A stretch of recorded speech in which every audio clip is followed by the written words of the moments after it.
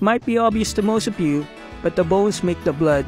It's easy to not know this because the skeletal system is always presented as something different compared to your circulatory system. But it's true, the blood comes from the bones, specifically the bone marrow, the inside of your bones.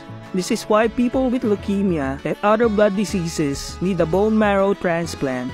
And something I didn't know was that a bone marrow transplant isn't the same as a traditional organ transplant. You just have to donate a small sample of your bone marrow from your hip, and its stem cell is infused to the recipient by a blood transfusion.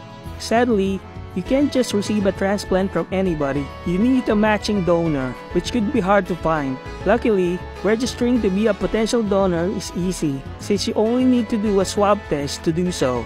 No stabbing required. Yet, if you're interested, here are links to register as a donor based on where you're from.